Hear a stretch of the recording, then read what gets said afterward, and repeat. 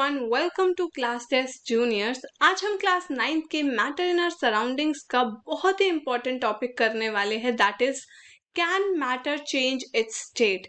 क्या मैटर अपनी स्टेट को चेंज कर सकता है? जैसे कि हमने पढ़ा था कौन कौन से स्टेट्स मैटर की होती है। अगर हम वापस से एक बार रिमाइंड करें तो हमारे पास होता है सॉलिड, लिक्विड एंड गैसियस। अब क्वेश्चन ये है कि क्या मैटर की जो स्टेट है वो चेंज हो सकती है? मतलब अगर कोई पर्टिकुलर ऑब्जेक्ट सॉलिड है तो क्या हम उसे लिक्विड बना सकते हैं? क्या हम उसके स्टेट को चेंज कर सकते हैं? Now this is the main question. Now let's try to answer it. So सबसे पहले हम देखेंगे effect of change of temperature. तो चेंज ऑफ टेम्परेचर की वजह से क्या स्टेट्स ऑफ मैटर पर कुछ फर्क पड़ता है? Let's see. तो यहाँ पर हम करेंगे एक एक्टिविटी। इस एक्टिविटी में हम करेंगे क्या, हमारे पास बीकर में आइस है एंड हम नीचे से बर्नर के थ्रू इसे हीट दे रहे हैं। अब हमने थर्मोमीटर लगा रखा है इसके अंदर एंड हम चेक करेंगे कि क्या ये आइस जो कि एक सॉलिड है, because we know that ice is a solid, क्या ये सॉलिड लिक्विड में कन्वर्ट होगा? Let's see. तो जैसे जैसे हम टेम्परेचर बढ़ाते हैं, that means on increasing the temperature of solids the kinetic energy of the particle increases. ये हम जानते हैं कि जैसे जैसे हम टेम्परेचर बढ़ाएंगे वैसे वैसे काइनेटिक एनर्जी पार्टिकल्स की बढ़ेगी। इन काइनेटिक एनर्जी के बढ़ने की वजह से पार्टिकल्स जो है वो बहुत तेजी से घूमने लग जाएंगे। इसके बाद क्या होगा, हमारा ये है सॉलिड के पार्टिकल्स जो कि बहुत ज्यादा क्लोजली लिंक्ड है। ये क्या है? बहुत ज्यादा क्लोजली लिंक्ड है। और ये है हमारे लिक्विड के पार्टिकल्स, मतलब ये हमारे आइस के पार्टिकल्स हैं और ये अगर आइस वाटर में कन्वर्ट होगा तो ये वाटर के पार्टिकल्स है। नाउ जब हम टेम्परेचर बढ़ाते हैं या हीट प्रोवाइड करते हैं तो क्या होता है, जो हमारे आइस के जो पार्टिकल्स है जो कि इतने ज्यादा क्लोजली लिंक्ड है, वो टेम्परेचर के बढ़ने की वजह से उनकी काइनेटिक एनर्जी बढ़ जाती है एंड वो बहुत ज्यादा मूव करना शुरू कर देते हैं। तो वो इस तरीके से मूव करना शुरू कर देते हैं बिकॉज उनकी काइनेटिक एनर्जी बढ़ गई है। काइनेटिक एनर्जी क्यों बढ़ी? बिकॉज टेम्परेचर बढ़ा। Now the energy supplied by heat, जो यहाँ पे हम हीट सप्लाई कर रहे हैं या एनर्जी सप्लाई कर रहे हैं, ये एनर्जी यूज अप होती है इन बॉन्ड्स को ब्रेक करने के लिए। The energy supplied by heat overcomes the force of attraction between the particles. Now what does that mean? यहाँ पर जो ये हीट हम सप्लाई कर रहे हैं, ये हीट कहाँ पर जाती है? ये हीट हमारे आइस में ये जो पार्टिकल्स है जो कि इतने ज्यादा क्लोजली लिंक्ड है, इनको तोड़ने में यूज्ड अप हो जाती है। जो ये हमारे पार्टिकल्स जो इतने ज्यादा क्लोजली लिंक हैं, इनके अंदर जो फोर्स ऑफ अट्रैक्शन इतना स्ट्रॉन्ग है, ये हीट जाके इस फोर्स ऑफ अट्रैक्शन को वीक करने में हेल्प करती है, बॉन्ड को तोड़ने में मदद करती है। उसके बाद क्या होता है, उसके बाद the particles leave their fixed position and start moving freely. तो यहाँ पर ये जो सॉलिड पार्टिकल्स है जिनकी एक फिक्स्ड पोजीशन थी, जिन्होंने एकदम अच्छे से क्लोजली बॉन्ड बना रखा था, ये क्या करते हैं, अपनी पोजीशन को लीव कर देते हैं एंड इस तरीके से मूव करना शुरू कर देते हैं। So they start moving freely and वो कुछ इस तरीके के पार्टिकल्स में कन्वर्ट होना शुरू कर देते हैं। एक स्टेज आ जाती है जब सॉलिड जो है वो मेल्ट हो जाता है एंड वो लिक्विड में कन्वर्ट हो जाता है।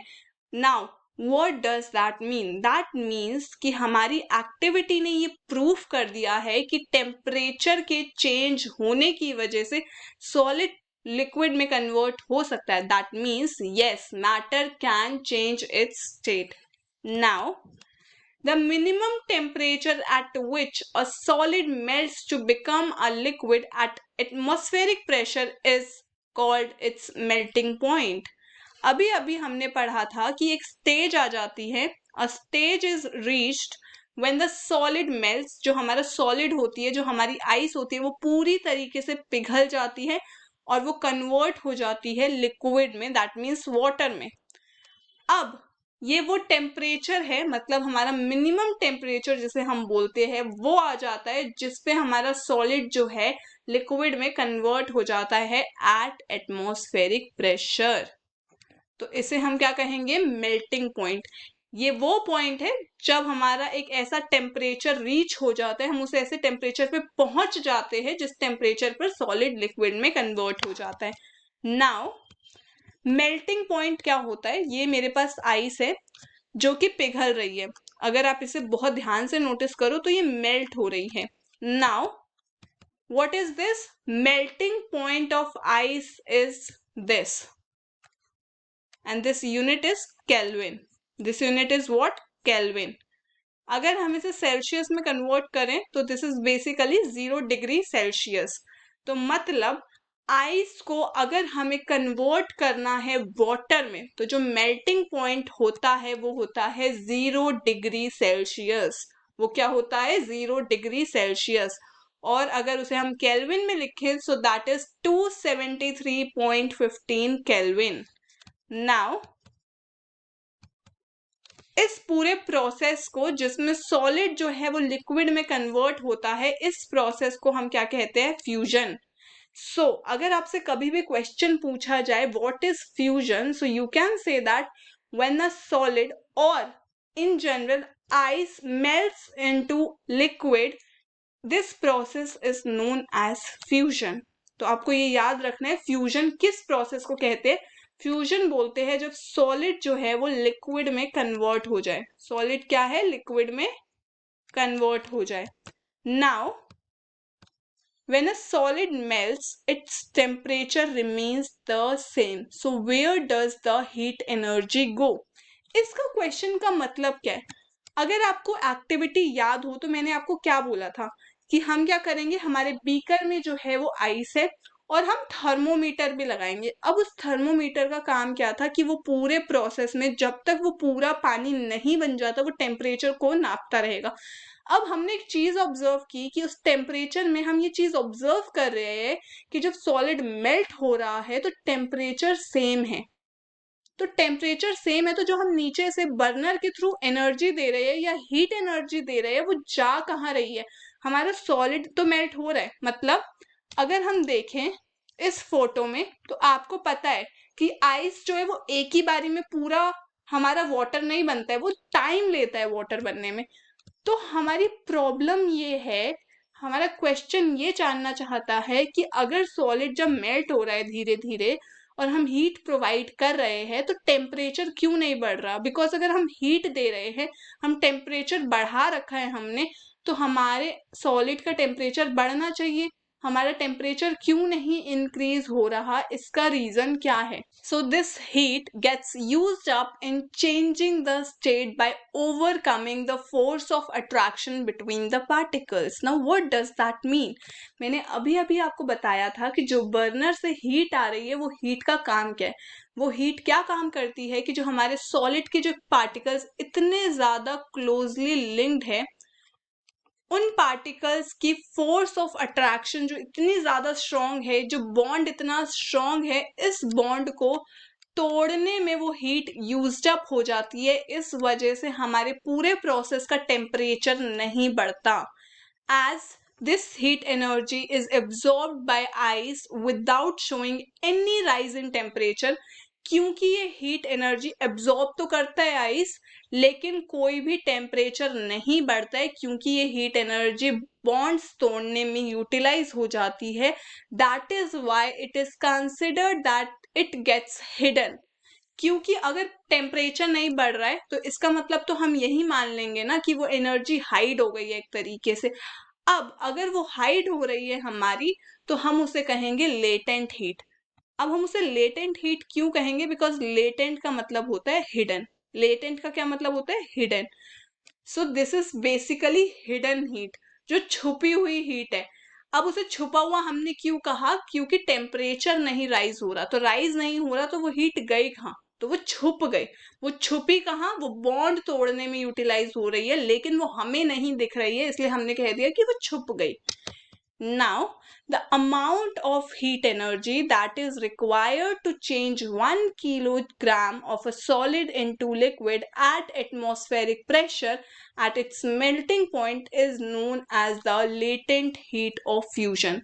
Now we know that latent heat का मतलब क्या है, and we know that fusion का क्या मतलब है. Fusion मतलब सॉलिड जब लिक्विड में कन्वर्ट होता है तो इस प्रोसेस को हम क्या कहते हैं, इस प्रोसेस को हम फ्यूजन कहते हैं. Now this define is very very important. ये बहुत ज्यादा इंपॉर्टेंट डिफाइन है कि जो अमाउंट ऑफ हीट एनर्जी हम प्रोवाइड करते हैं या फिर जिस अमाउंट ऑफ हीट एनर्जी को हम देते हैं जो कि 1 किलोग्राम के सॉलिड को, और इस लाइन को हमेशा याद रखना है दैट एट एटमॉस्फेरिक प्रेशर. तो एटमॉस्फेरिक प्रेशर पर जब हमारा सॉलिड लिक्विड में कन्वर्ट हो जाता है और जिसके लिए हम जितनी हीट एनर्जी प्रोवाइड करते हैं उस हीट एनर्जी को हम क्या कहते हैं, उसको हम कहते हैं latent heat of fusion. So do remember this particular define. Now यहाँ पर हमारे पास हमने वापस से इस पर्टिकुलर एक्टिविटी को परफॉर्म किया. Now when we supply heat energy to water, अभी तक हमने क्या किया था, हमने सॉलिड को लिक्विड में कन्वर्ट किया था. अगर हम इस बीकर में अब उस वाटर को डाल दें और हीट एनर्जी प्रोवाइड करें तो क्या होगा, लेट्स सी. अभी मेरे लिक्विड के पार्टिकल्स इतने ज्यादा पास हैं, लेकिन जैसे जैसे मैं हीट एनर्जी प्रोवाइड करना शुरू कर दूंगी तो यहाँ पर क्या हो जाएगा, यहाँ पर मेरी गैस आ जाएगी, मतलब ये गैस में कन्वर्ट हो जाएगा. नाउ ऐसा क्यों होगा कि गैस में कन्वर्ट हो जाएगा, बिकॉज यहाँ पर हमारे पार्टिकल्स जो है वो और ज्यादा फ्रीली मूव करना शुरू हो गए. जैसे जैसे मैंने हीट प्रोवाइड की तो क्या हो रहा है, हमारे जो बॉन्ड्स है वो और ज्यादा टूट रहे हैं और टूटने की वजह से हमारे पार्टिकल्स ने और ज्यादा फ्रीली मूव करना शुरू कर दिया.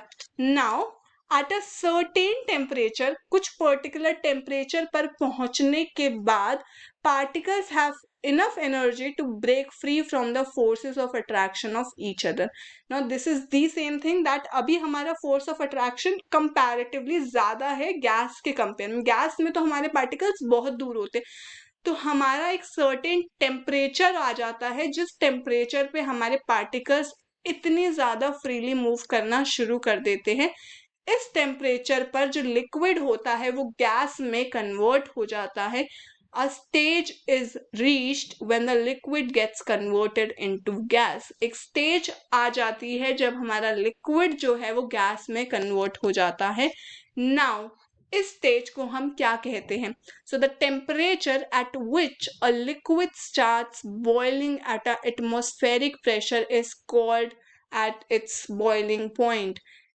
ऐसा टेम्परेचर जिसमें हमारा लिक्विड जो है वो बॉयल होना शुरू हो जाता है और कन्वर्ट हो जाता है गैस में, उस पर्टिकुलर टेम्परेचर को हम बॉइलिंग पॉइंट कहते हैं.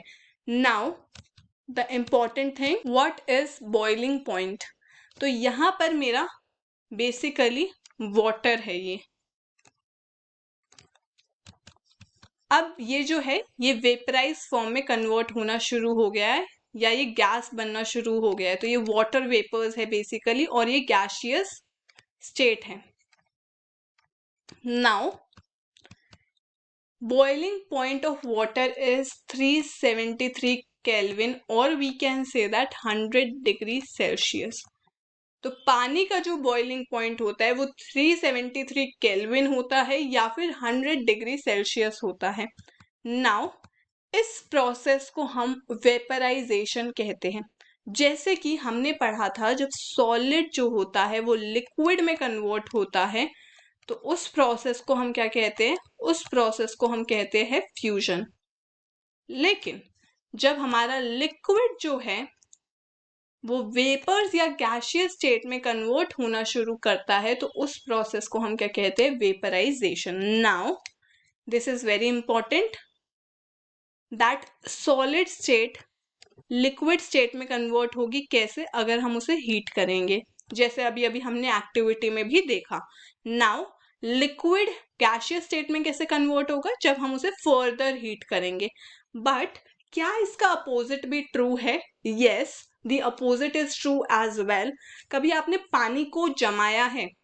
जब हम पानी को जमा सकते हैं मतलब हम एक लिक्विड स्टेट को जमा भी सकते हैं, मतलब उसे सॉलिड में कन्वर्ट कर सकते हैं। और उसे सॉलिड में हम कैसे कन्वर्ट करते हैं? कूल करके। हम बेसिकली अपने पानी को रेफ्रिजरेटर में रख देते हैं जिसकी वजह से वो आइस में कन्वर्ट हो जाता है। इसी तरीके से अगर हम वाटर वेपर्स को कूल कर दें तो वो लिक्विड स्टेट में कन्वर्ट हो जाते हैं। तो हम क्या कर सकते हैं, अपने वाटर वेपर्स को अगर हम कूल कर दें तो वो किस में कन्वर्ट हो जाएंगे? लिक्विड स्टेट में। नाउ हमने एक क्वेश्चन आंसर कर दिया that yes matter can change it's state. The second thing is, अगर आपको टेम्परेचर वाइज देखना है तो आप क्या कहोगे कि सॉलिड लिक्विड में हीट के थ्रू कन्वर्ट होता है, लिक्विड गैस में हीट के थ्रू कन्वर्ट होता है। और अगर आपको इसका रिवर्स प्रोसेस करना हो तो उसके लिए आपको कूलिंग करना है। बट अगर आप ओवरऑल देखो तो इन सारे ही प्रोसेस में टेम्परेचर इन्वॉल्व है। हीट करने पे ज्यादा टेम्परेचर एंड कूल करने पे बेसिकली आपको ठंडा टेम्परेचर रखना है। तो दैट मीन्स हमने अपना effect of change of temperature को बहुत अच्छे से एंड डिटेल में कवर कर लिया है। Now let's study further. So यहाँ पर आपको अगर दिख रहा हो तो एक एक्टिविटी हो रही है। इस एक्टिविटी में हमने बेसिकली किया क्या है, यहाँ पर मेरे पास है अमोनियम क्लोराइड सॉलिडिफाइड, मतलब मैंने इस चाइना डिश में अमोनियम क्लोराइड सॉलिडिफाइड रखा है, मतलब सॉलिड फॉर्म में रखा है। और उसके ऊपर मैंने एक फनल जो है वो इन्वर्ट करके रख दिया और यहाँ मेरा कॉटन प्लग है और नीचे से मैंने हीट देना शुरू कर दिया। अब अगर इस एक्टिविटी को आप कभी भी परफॉर्म करोगे तो आप ये देखोगे कि ये जो सॉलिड फॉर्म में हमने अमोनियम क्लोराइड इस चाइना डिश में रखा है, ये हीट प्रोवाइड करने की वजह से अमोनियम क्लोराइड के वेपर्स में कन्वर्ट होना शुरू हो जाता है।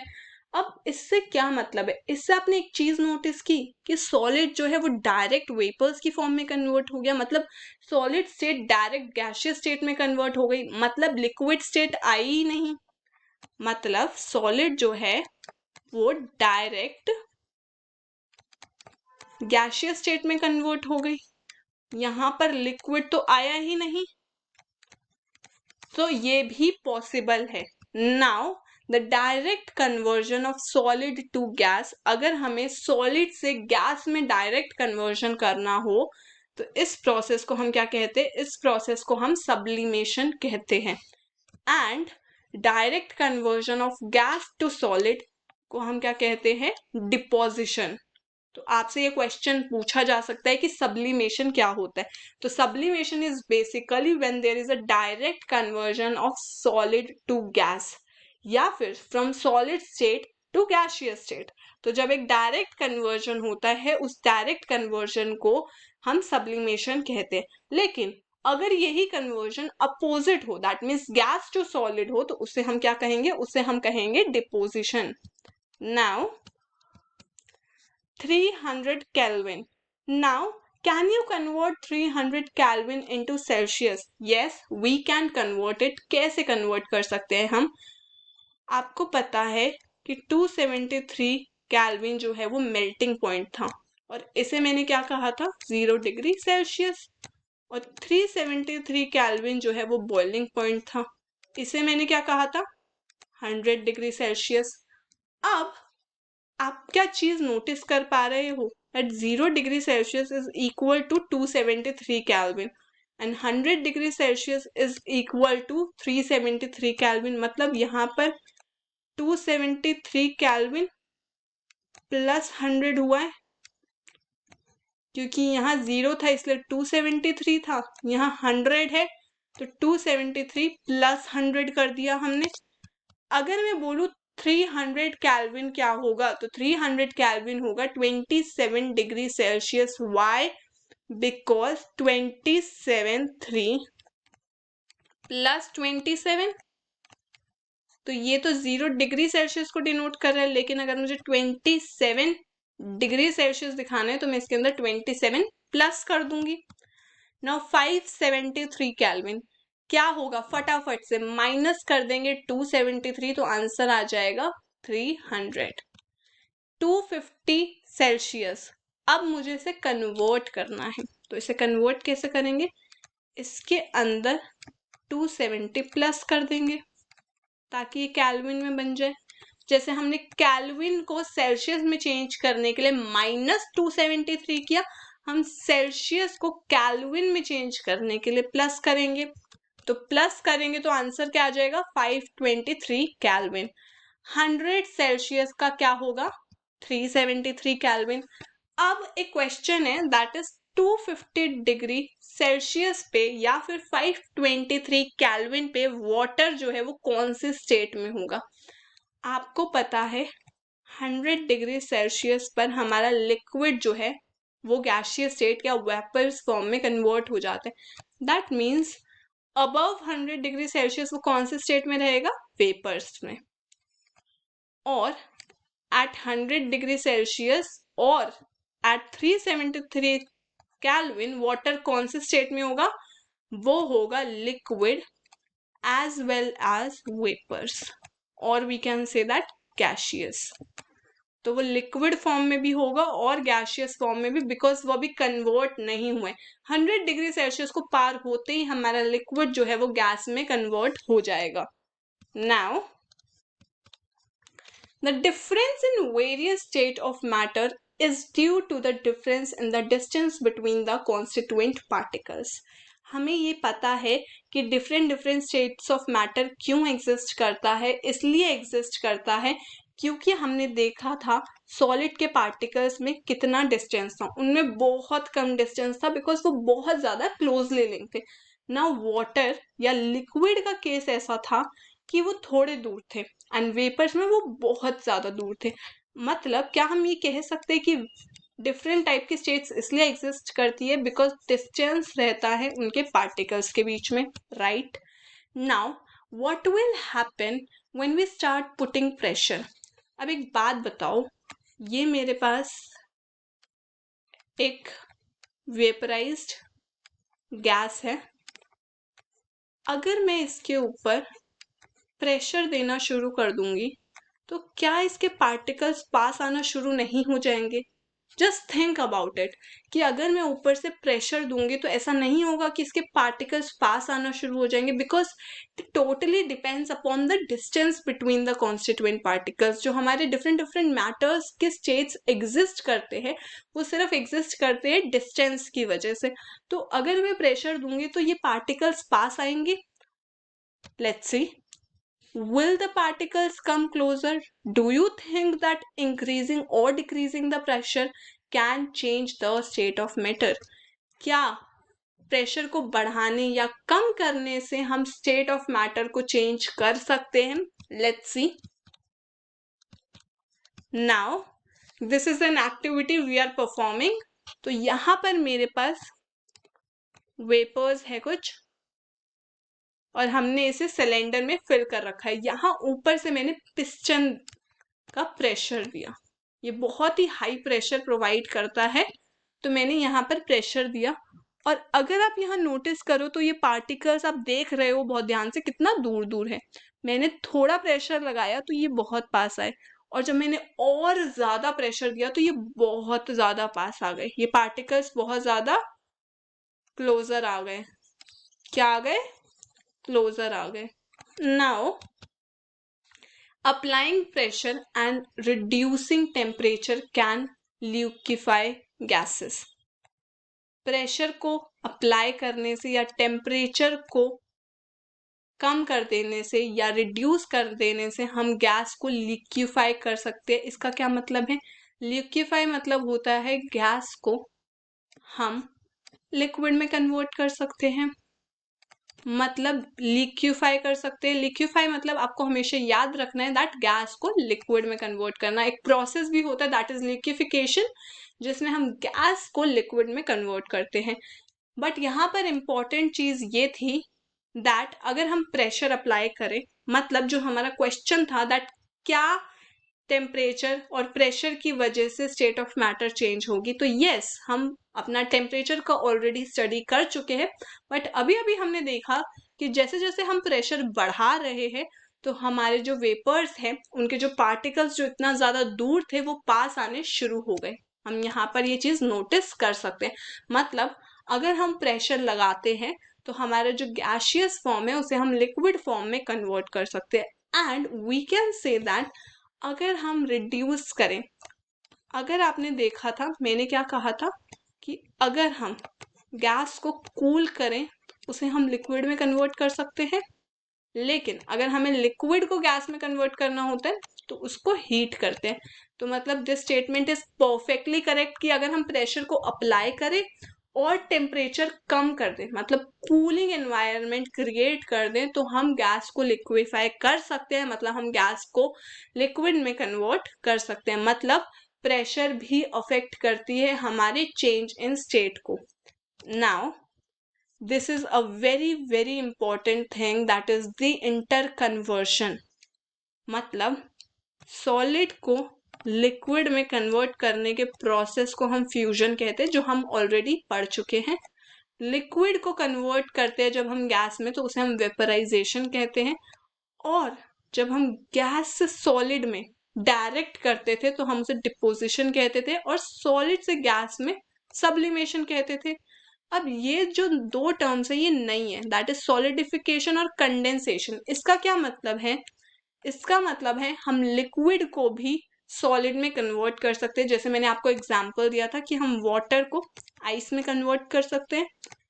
इस प्रोसेस को हम क्या कहते हैं? इस प्रोसेस को हम कहते हैं सॉलिडिफिकेशन। इस पर क्या कहते हैं हम? सॉलिडिफिकेशन। और अगर मुझे वेपर्स को लिक्विड में कन्वर्ट करना है तो हम इस प्रोसेस को क्या कहेंगे? जो हमने पढ़ा था कैसे होता है ये, जनरली कूल करने पे, और अभी अभी हमने देखा था प्रेशर अप्लाई करने से भी होता है ये। इस प्रोसेस को हम क्या कहेंगे? कंडेंसेशन। तो आपको ये 6 टर्म्स याद होनी चाहिए कि सॉलिड को लिक्विड पे कन्वर्ट करते हैं तो क्या बोलते हैं, लिक्विड को सॉलिड में कन्वर्ट करते हैं तो क्या होता है, लिक्विड को गैस में करते हैं तो क्या होता है, गैस को लिक्विड में करते हैं तो क्या होता है, गैस को सॉलिड में करते हैं तो क्या होता है, और सॉलिड को गैस में करते हैं तो क्या होता है। आपको ये हमेशा याद रहनी चाहिए सारी की सारी terms. Now what is dry ice? Dry ice क्या होती है? ड्राई आइस कुछ इस तरीके की दिखती है। Dry ice is basically solid CO2। What? Solid CO2 क्या होता है? लेट्स सी सॉलिड CO2 क्या होता है। CO2 is stored under high pressure. अभी अभी आपने देखा था, आपने क्या देखा था कि जब हमने प्रेशर लगाया था पिस्टन के थ्रू तो हमारा जो वेपर्स थे वो लिक्विफाई होना शुरू हो गए थे, मतलब वो लिक्विड स्टेट में कन्वर्ट होना शुरू हो गए थे। और CO2 क्या है? हम जानते हैं CO2 एक गैस है। लेकिन अभी अभी इन्होंने ड्राई आइस बोला। ड्राई आइस मतलब ये एक तरीके की सॉलिड फॉर्म होगी। नाउ CO2 को जब हम हाई प्रेशर में स्टोर करते हैं तो जो सॉलिड CO2 हम कन्वर्ट कर सकते हैं, मतलब अगर हम उसे बहुत हाई प्रेशर दे तो हम CO2 को सॉलिड बना सकते हैं। हम क्या बना सकते हैं इसको? सॉलिड। कैसे? हाई प्रेशर पर। नाउ जो हमारा सॉलिड CO2 होता है that can converted directly to gaseous state. इस सॉलिड CO2 को हम डायरेक्टली CO2 गैस में कन्वर्ट कर सकते हैं ऑन डिक्रीज ऑफ प्रेशर। अगर हम प्रेशर कम कर दें to 1 atmosphere without coming into liquid state. मतलब क्या है कि अगर जो हाई प्रेशर मैंने इस हाई प्रेशर में जो इसे स्टोर कर रखा था, अगर मैं इस पे से प्रेशर हटा दूं और इसका प्रेशर 1 एटमॉस्फेरिक प्रेशर कर दूं, मतलब बहुत लो कर दूं, तो ये डायरेक्टली सॉलिड से गैसियस स्टेट में कन्वर्ट हो जाएगा। And this is the reason that solid CO2 is also known as dry ice। इसी वजह से हम solid कार्बन डाइऑक्साइड को dry ice भी बोलते हैं, क्योंकि वो एक तरीके से डायरेक्टली कन्वर्ट हो गया। वो क्या हो गया? डायरेक्टली कन्वर्ट हो गया without coming into the liquid state. तो यहाँ पे आपका एक क्वेश्चन बनता है that what is dry ice. आपसे ये क्वेश्चन पूछा जा सकता है ड्राई आइस क्या होता है, ड्राई आइस कैसे बनता है, ड्राई आइस को अगर हम ड्राई आइस पे से हाई प्रेशर हटा दे तो क्या सिचुएशन बनती है। ये सारे क्वेश्चंस आपसे पूछे जा सकते हैं, आपको इनका आंसर पता है दैट इनका आंसर क्या है? इनका आंसर ये है कि हमारे प्रेशर को, हाई प्रेशर को देने की वजह से हम बेसिकली हमारा जो गैस है वो हाई प्रेशर पर सॉलिड में कन्वर्ट हो जाता है। तो आपको क्या समझ आ गया है कि प्रेशर के चेंज होने से हमारे मैटर की स्टेट्स कैसे बदलती हैं।